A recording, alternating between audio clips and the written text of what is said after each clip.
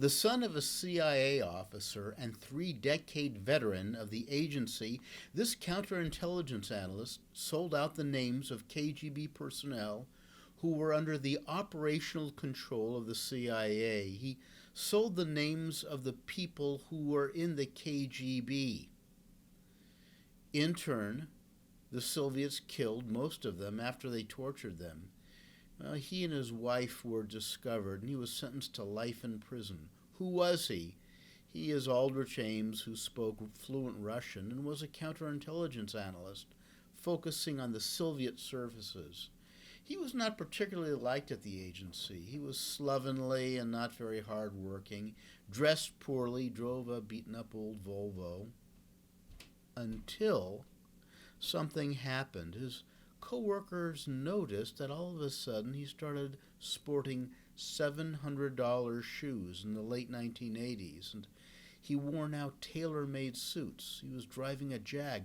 Not bad for a GS-14 whose wife was a stay-at-home mom. So where did he get the money? By most accounts, his wife came from a wealthy Colombian family. In fact, his wife had no wealth at all, and she was a spendaholic. So, to quiet his nagging wife, Rosario, Aldrich turned to espionage, and he seemed to enjoy the game of betrayal. He relished the power and the deception. He thought he was better than other people.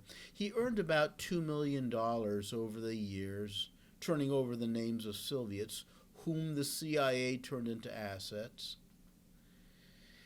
By doing that, he really became a serial killer. Now, the CIA was desperate to stop the hemorrhage of Soviet assets and created a task force, which finally identified Ames. Some of those who knew him were very surprised. Yes, he was a drunk and lazy man, but he was not the only employee of the CIA who had these problems. A few people on the search team had a very uneasy feeling about him.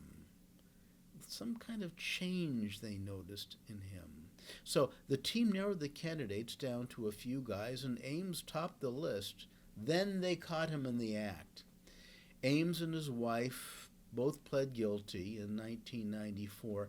Aldrich got life in prison and is still there. Rosario Ames was sentenced in October 1994 to 63 months in prison. At last count, she was somewhere in Colombia.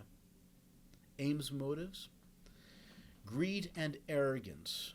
Director of Central Intelligence James Woolsey characterized Ames as malignant betrayer of his country who killed a number of people in exchange for nothing more than a fine house, a fancy car, and a bulging bank account. Unquote. Yep, that's about it. Really a very wretched man. There are many books and made-for-TV shows about him. I recommend watching Timothy Hutton in Alrich Ames, Traitor Within.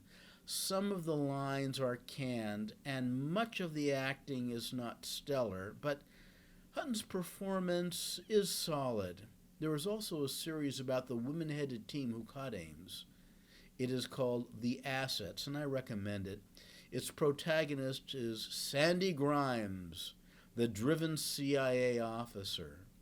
And we'll have a Kensington Minute about her later. For her account, check out the book she co-wrote. It's called Circle of Treason. Now finally, I want to address the polygraph that came up in the movie because the assets made much of it. All right, Ames deceived the polygraph. Polygraphy is not an exact science. It's true, but it is scientifically valid in over 80% of the tests. We at Kensington consider the polygraph to be a valuable tool. Ames tricked it because he was highly psychopathic. You probably are not. I hope you're not. Are you? This Kensington Minute does not represent the official position of the United States government. Take the Kensington Challenge on our website. See if you can pass the tests. Out here.